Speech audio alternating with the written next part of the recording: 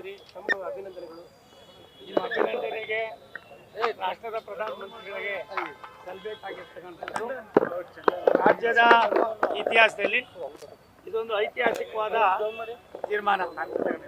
ಮಂಗಳೂರು ಪ್ರದೇಶ ಶೈಕ್ಷಣಿಕವಾಗಿ, ಆರ್ಥಿಕವಾಗಿ ಮತ್ತು ಬಂದರು ಪ್ರದೇಶವಾಗಿ ಸುಮಾರು 23 ವರ್ಷಗಳ ಕಾಲ ಏನು ಇವತ್ತು ಪಾಲಕ್ಕಾಡ್ಗೆ ಸೇರ್ಪಡೆ ಆಗಿತ್ತು, ಅದನ್ನು ತಾಂತ್ರಿಕ ತಜ್ಞರ ಸಮಿತಿಯನ್ನು ನೇಮಕ ಮಾಡಿ ಜುಲೈ 17ನೇ ತಾರೀಕು 2024ಕ್ಕೆ ಲೋಕಸಭಾ ಸದಸ್ಯರಾಗಿ ರಾಷ್ಟ್ರದ ಪ್ರಧಾನಮಂತ್ರಿಗಳು ನನ್ನನ್ನು ಮಂತ್ರಿ ಮಾಡಿದ ಮೇಲೆ ನನ್ನ ಮೊದಲನೇ ಸಭೆ ಮಾಡಿದ್ದು ಕೊಂಕಣ್ ರೈಲ್ವೆ, ನೈಋತ್ಯ ರೈಲ್ವೆ ಮತ್ತು ಸೆಂಟ್ರಲ್ ರೈಲ್ವೆ 3 ಭಾಗದ ಜನರಲ್ ಮ್ಯಾನೇಜರ್ನ ಕರೆದು ನಾನು ಕರ್ನಾಟಕದ ಮೂಲಭೂತ ಸೌಕರ್ಯಗಳ ಅಭಿವೃದ್ಧಿಯ ಮಂತ್ರಿಯೂ ಕೂಡ ಆಗಿದ್ದರಿಂದ ಇವತ್ತು ಇದರ ಬಗ್ಗೆ ತುಂಬ ಗಾಂಭೀರ್ಯತೆಯನ್ನು ಅರ್ಥ ಮಾಡಿಕೊಂಡು ಅದು ಸಭೆಯನ್ನು ಮಾಡಿದ್ಮೇಲೆ ಸುಮಾರು ಸಾವಿರಾರು ಜನ ಸೇರಿದ್ರು.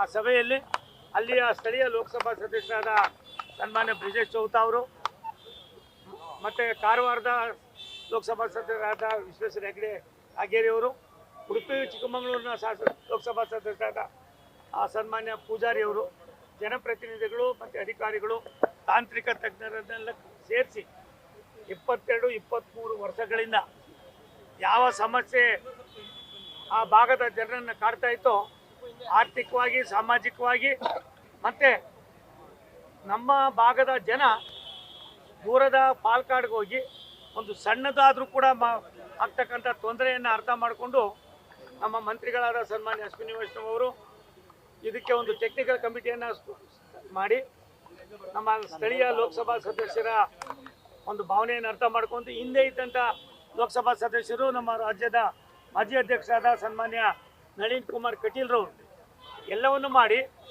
ಏನೋ ನಡೀತದೆ ಅಂತ ಇದ್ರು. ಅವರು ನನ್ನ 49 ವರ್ಷದ ಅನುಭವವನ್ನು, ಅಲ್ಲಿದ್ದಂಥ ಗಾಂಭೀರ್ಯತೆಯನ್ನು, ಆ ಕೆಲಸದಲ್ಲಿದ್ದಂಥ ಬದ್ಧತೆಯನ್ನು, ಆ ಭಾಗದ ಜನರಿಗೆ ಆಗ್ತಕ್ಕಂಥ ತೊಂದರೆಯನ್ನು ಅರ್ಥ ಮಾಡಿಕೊಂಡು ತಾಂತ್ರಿಕ ತಜ್ಞರನ್ನು ಪ್ರಾಯಶಃ ಪದೇ ಪದೇ ಭೇಟಿ ಮಾಡಿ ವಾಸ್ತವಾಂಶಕ್ಕೆ ಆದ್ಯತೆ ಕೊಡಿ ಅಂತ ರಿಕ್ವೆಸ್ಟ್ ಮಾಡಿದ್ದಾನೆ.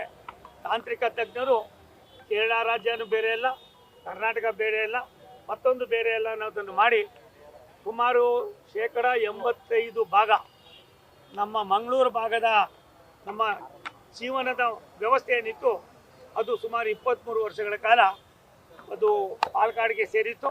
ಅದನ್ನು ಈಗ ರಾಷ್ಟ್ರದ ಇವತ್ತು ನಮ್ಮ ಭಾಗವನ್ನು ನಮಗೆ ನಮ್ಮ ಏನು ಸೌತ್ ವೆಸ್ಟರ್ನ್ ರೈಲ್ವೆಗೆ ಸೇರಿಸಿದ್ದಾರೆ. ಇದೊಂದು ಐತಿಹಾಸಿಕವಾದ ತೀರ್ಮಾನ. ಈ ತೀರ್ಮಾನ ಮಾಡಿದಂಥ ನಮ್ಮ ತಾಂತ್ರಿಕ ತಜ್ಞರಿಗೆ, ರೈಲ್ವೆ ಇಲಾಖೆಯ ನುರಿತ ಎಲ್ಲ ಅಧಿಕಾರಿಗಳಿಗೆ ಮತ್ತು ನಮ್ಮ ಮಂತ್ರಿಗಳಾದ ಅಶ್ವಿನಿ ವೈಷ್ಣವ್ ಅವರಿಗೆ, ರಾಷ್ಟ್ರದ ನಮ್ಮೆಲ್ಲರ ನೆಚ್ಚಿನ ಪ್ರಧಾನಮಂತ್ರಿಗಳಾದ ಸನ್ಮಾನ್ಯ ನರೇಂದ್ರ ಮೋದಿ ಅವರಿಗೆ ಈ ಒಂದು ಗಾಂಭೀರ್ಯತೆಯ ವ್ಯವಸ್ಥೆಯನ್ನು ಅರ್ಥ ಮಾಡ್ಕೊಂಡು ಮಾಡಿರೋದ್ರಿಂದ ನಾನು ರಾಜ್ಯದ ಜನರ ಪರವಾಗಿ ಅಭಿನಂದನೆ ಸಲ್ಲಿಸ್ತೀನಿ.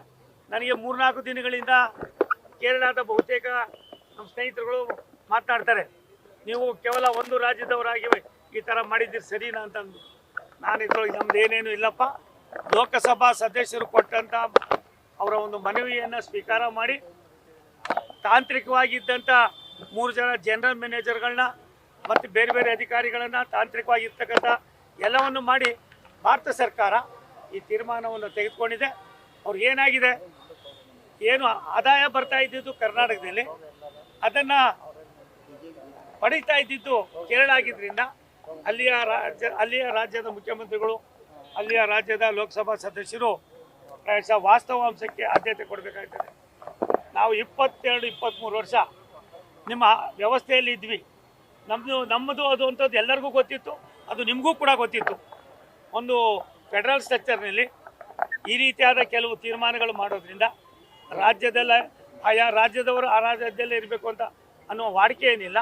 ಆದರೆ ಮೈಸೂರು ಭಾಗಕ್ಕೆ ಸೇರ್ಪಡೆ ಆಗಿರೋದ್ರಿಂದ ಮಂಗಳೂರು ಹಾರ್ಬರ್ ಇರ್ಬೋದು, ಮಂಗಳೂರಿನ ಬೇರೆ ಬೇರೆ ಇರ್ಬೋದು, ಪೆಟ್ರೋಲಿಯಂ ಮೆಟೀರಿಯಲ್ಸ್ ಇರ್ಬೋದು, ನಮ್ಮ ಬೇರೆ ಏನು ಮೈನಿಂಗ್ಸ್ ಇರ್ಬೋದು, ಪ್ರತಿಯೊಂದು ವಹಿವಾಟಿಗೂ ಕೂಡ ಅನುಕೂಲ ಆಗ್ತದೆ.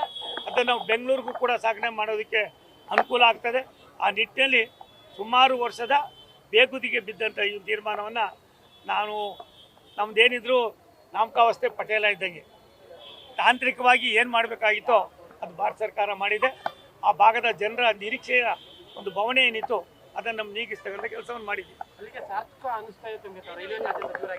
ಸಾರ್ಥಕ ಅನ್ನೋದಕ್ಕಿಂತ ಹೆಚ್ಚಾಗಿ ನಾನು ರೈಲ್ವೆ ಖಾತೆ ಸಚಿವನಾಗಕ್ಕೆ ಮುಂಚಿತವಾಗಿ ಮೂಲಭೂತ ಸಚಿವನಾಗಿ ಕರ್ನಾಟಕದಲ್ಲಿ ಕೆಲಸ ಮಾಡಿದ್ರಿಂದ ಸ್ವಲ್ಪ ಇದರ ಗಾಂಭೀರ್ಯತೆ ಗೊತ್ತಿತ್ತು.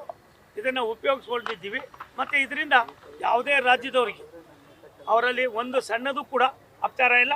ಪಾಲ್ಕಾಡ್ನಲ್ಲಿದ್ದಂಥ DRM ಆಫೀಸು ಪಾಲ್ಕಾಡ್ನಲ್ಲಿ ಇರ್ತದೆ. ನಮ್ಮ ಮಂಗಳೂರು ಭಾಗವನ್ನು ಏನು ಇಲ್ಲಿವರೆಗೂ ಪಾಲ್ಕಾಡ್ನಲ್ಲಿತ್ತು ಅದನ್ನು ನಾವು ಮೈಸೂರಿಗೆ ಸೇರ್ಪಡೆಗೊಳಿಸಿದ್ವಿ.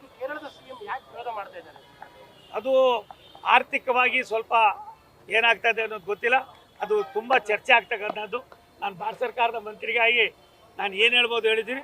ಇದು ಆ ಭಾಗದ 3 ಜನ ಲೋಕಸಭಾ ಸದಸ್ಯರು, ಮಾಜಿ ಲೋಕಸಭಾ ಸದಸ್ಯರು, ವಿಶೇಷವಾಗಿ ಅಲ್ಲಿಯ ಸ್ಥಳೀಯ ಲೋಕಸಭಾ ಸದಸ್ಯರಾದ ಬ್ರಿಜೇಶ್ ಚೌತ ಅವರು ತುಂಬ ಪ್ರಯತ್ನವನ್ನು ನನ್ನ ಜೊತೆಯಲ್ಲಿ ಹಾಕಿ ಅದನ್ನು ಮಾಡಿದ್ದೀವಿ. ಮಾಡೋದ್ರಿಂದ ನಮ್ಮ ಕನ್ನಡಿಗರಿಗೆ ಒಂದಷ್ಟು ಕೆಲಸ ಸಿಗ್ತದೆ. 23 ವರ್ಷ ವಂಚಿತರಾಗಿದ್ದಂಥ ಕೆಲವು ನ್ಯೂನತೆಗಳು ಸರಿ ಮಾಡ್ಕೊಳ್ಳೋದಕ್ಕೆ ಅನುಕೂಲ ಆಗ್ತದೆ. ಇದು ಯಾರೂ ನಿರೀಕ್ಷೆ ಮಾಡಿರಲಿಲ್ಲ, ಯಾರಿಗೂ ಗೊತ್ತಿಲ್ಲ ಅನ್ನೋದಕ್ಕಿಂತ ಹೆಚ್ಚಾಗಿ ಇದನ್ನು ನಮ್ಮ ರೈಲ್ವೆ ಇಲಾಖೆ ತುಂಬ ಗಾಂಭೀರ್ಯವಾಗಿ ತೆಗೆದುಕೊಂಡು ಒಳ್ಳೆಯ ಒಂದು ತೀರ್ಮಾನವನ್ನು ಕೊಟ್ಟಿದೆ. ನಾನು ಆ ಥರ ಯೋಚನೆ ಮಾಡಿಲ್ಲ. ಪಕ್ಷಕ್ಕಿಂತ ದೇಶ, ಈ 2 ಕೆಲಸವನ್ನು ನಮ್ಮ ರಾಷ್ಟ್ರೀಯ ನಾಯಕರುಗಳು, ಪಕ್ಷ ಈಗಾಗಲೇ ಬಲಾಢ್ಯವಾಗಿದೆ. ಪಕ್ಷದಲ್ಲಿ ಸೋಮಣ್ಣನಿಗಿನ್ನ ಒಳ್ಳೆ ಬುದ್ಧಿವಂತರಿದ್ದಾರೆ. ಪಕ್ಷ ಏನು ತೀರ್ಮಾನ ಮಾಡ್ತದೋ ಆ ತೀರ್ಮಾನದಲ್ಲಿ ನಾವು ಹೆಜ್ಜೆ ಇಡ್ತೀವಿ. ಭಗವಂತನಿಗೆ ಗೊತ್ತು, ನನಗೆ ನಿಮ್ಗೆ ಎಷ್ಟು ಗೊತ್ತು ಅಷ್ಟೇ ಗೊತ್ತು. ಅಮಿತ್ ಶಾ ಅವರ ಫೋಟೋ ಇರೋದಕ್ಕೆ ರಾಹುಲ್ ಗಾಂಧಿ ಅವರು ಪ್ರಶ್ನೆ ಮಾಡ್ತಾ ಇದ್ದಾರೆ ಸರ್, ಸ್ಟೇಷನಲ್ಲಿ ಕಂಪ್ಲೇಂಟ್ ಕೊಡಕ್ಕೆ ಒಂದು ನಿಮಿಷ ತಾಳ್ರಿ. ಆ ರಾಹುಲ್ ಗಾಂಧಿಗೆ ಮತ್ತು ಪ್ರೈಮರಿ ಸ್ಟೇಜ್ನಲ್ಲಿ ಏನು ಅನ್ನೋದು ಅರ್ಥ ಮಾಡ್ಕೋಬೇಕಾಯ್ತು. ಎಲ್ಲ ಒಂದು ಕಡೆ ಎಲ್ಲೋ ಇದ್ದಂಥ ಜನ ಬಂದು ಇಷ್ಟೆಲ್ಲ ಗಾಂಭೀರ್ಯತೆ ಅರ್ಥ ಮಾಡ್ಕೊಳ್ತೀರಾ. ಈ ರಾಷ್ಟ್ರದ 140 ಕೋಟಿ ಜನ ವಿರೋಧ ಪಕ್ಷದ ನಾಯಕನಾಗಿ ಒಪ್ಕೊಂಡಿದ್ರು ಕೂಡ ಇನ್ನೂ ನಿಮಗೆ ಗಾಂಭೀರ್ಯತೆ ಬಂದಿಲ್ಲ.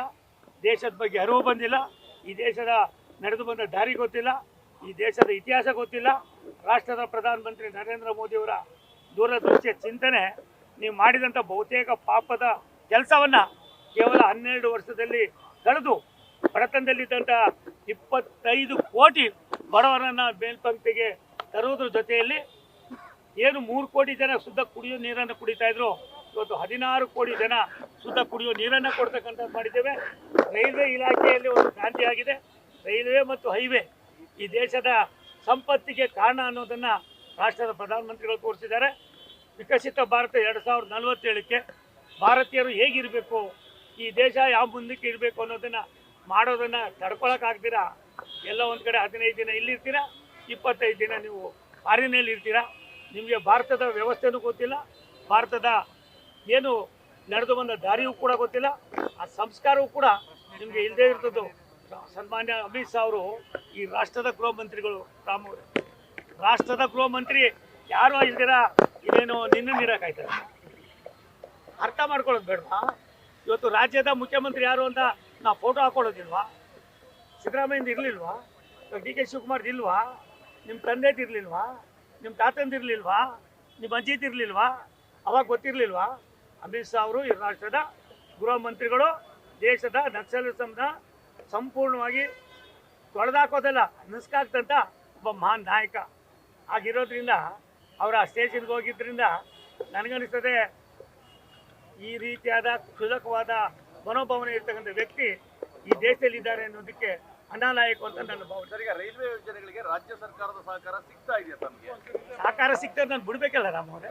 ಸಿಗ್ತಾ ಇದೆಯಾ ಅಂತ ಹಳೇದಕ್ಕೆಲ್ಲ ಸಿಗ್ತಾ ಇದೆ. ಹೊಸ ಯೋಜನೆಗಳು ಮಾಡೋಕ್ಕೆ ನಮ್ಮ ಹತ್ರ ದುಡ್ಡಿಲ್ಲ ಅಂತ ಬರ್ದ್ಬಿಟ್ಟವ್ರೆ.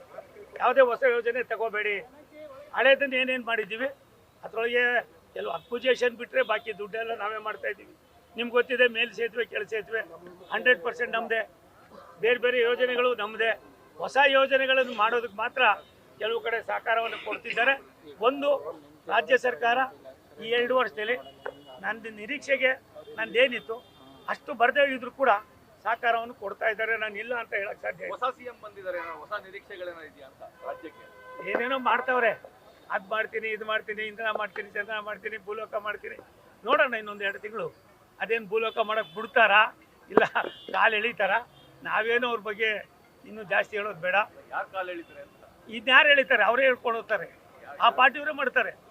ಯಾವತ್ತು ನೋಡ್ರಿ ಕಾಂಗ್ರೆಸ್ ಪಾರ್ಟಿಲಿ ಬುದ್ಧಿವಂತರನ್ನ ಕಷ್ಟಪಡ್ತೀನಿ ಅನ್ನೋರನ್ನ ಸುಲಭ ಆಗ್ಬಿಟ್ಟು ಹೇಳಿ ಏನು ಮಾಡಿದ್ರು ಸಿದ್ದರಾಮಯ್ಯನ? ಏನು 24 ಅವರ್ಸು ಎಲ್ಲ ಕೇವಲ 10-15 ನಿಮಿಷದಲ್ಲಿ ತೆಗೆದು ಬೀಸಾಕೋದು. ಭಾರತೀಯ ಜನತಾ ಪಾರ್ಟಿನೇ ಬೇರೆ, ನಮ್ಮ ಚಿಂತನೆಯೇ ಬೇರೆ, ಅವ್ರ ಚಿಂತನೆಯೇ ಬೇರೆ. ಶಿವಕುಮಾರ್ ಅವರು ಒಳ್ಳೆ ಕೆಲಸ ಮಾಡಿದ್ರೆ ನಮ್ಮ ಸ್ವಾಗತ. ನ್ಯೂಸ್ ಫಸ್ಟ್ ನಿರ್ಭೀತಿಯಿಂದ ನಿಮ್ಮ ಪರವಾಗಿ.